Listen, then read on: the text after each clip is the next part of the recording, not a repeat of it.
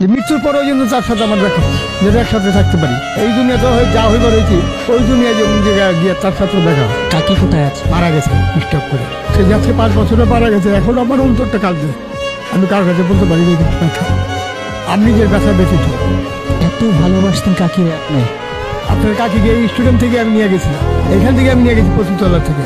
কিন্তু তারা নিয়ে আমি সংসার করি 30 বছর। 30 বছর সংসার করার পরে সে মারা গেছে। আমি একটা ছাগল দিয়ে 16টা ছাগল করছিলাম। ছাগল করার পরে ছাগলগুলি আমার চলে নিয়ে গেলো এক রাত্রে। নেওয়ার পরে সে চিন্তা ব্রেন স্ট্রোক করে দিল, তার হাত পা পুঙ্গ হয়ে গেলো।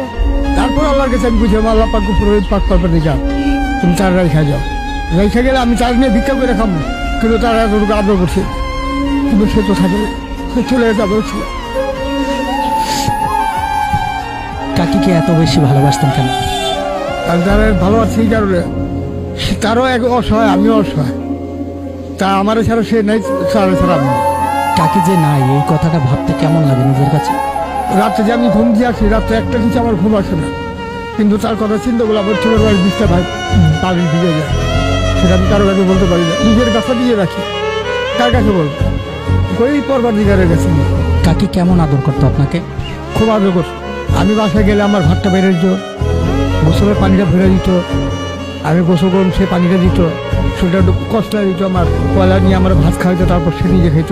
কাকির সবচেয়ে কোন স্মৃতিগুলো বেশি মনে হয়? সে একটা আমার বড় সব মারা গেছে, আমার রিক্সা চালানোর পয়সা নেই। মৃত্যুর পরেও তার কাছাকাছি থাকতে চান? চেয়েছি আল্লাহ পাক যদি এটা কবুল করাবো।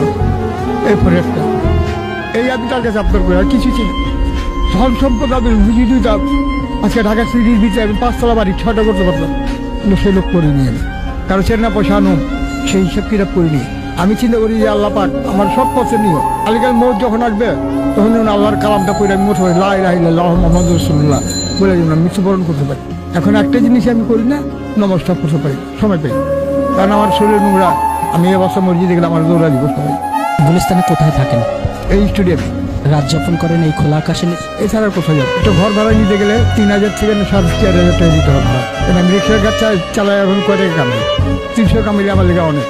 এত বেশি ভালোবাসতেন কাকি? আমি অন্তরটা কাইটা যদি তারা দেখাইতে পারতাম আপনাদের, তাহলে বুঝতে পারবেন যে তার কতটুক স্লোস, কতটুক মহবত করছি। কিন্তু আমি রোগ জগতে থেকে তার কতটুক মহবত করছি।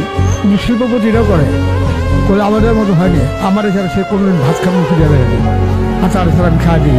আমি রিক্সা চালিয়ে দিয়েছি, সে আমার অপেক্ষা করেছে। ভালোবাসা ধন সম্পদে যদি তো শাহজাহান, সম্রাট শাহজাহান সে আগ্রা তাজমহল করছে কেন? ভালোবাসার জন্য।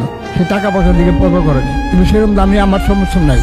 তার স্মৃতি একটা করে রাখুন, তার স্মৃতি একটা যদি করে রাখুন, সেই সম্পদ আমার নাই। আমার যদি থাকতো আমি ঠিকই করে রাখতাম, অন্তরে রাখছি। এখন খারাপ লাগে না এই বয়সে রিক্সা চালাতে হয়, খোলা আকাশের নিচে ঘুমা? খারাপ লাগে কি করুন? পেট যদি আল্লাহ পাক না দিত আমি রিক্সা চালাইতাম না। পেটটা দিয়ে আল্লাহ আমার ঠেকাই দিয়েছে।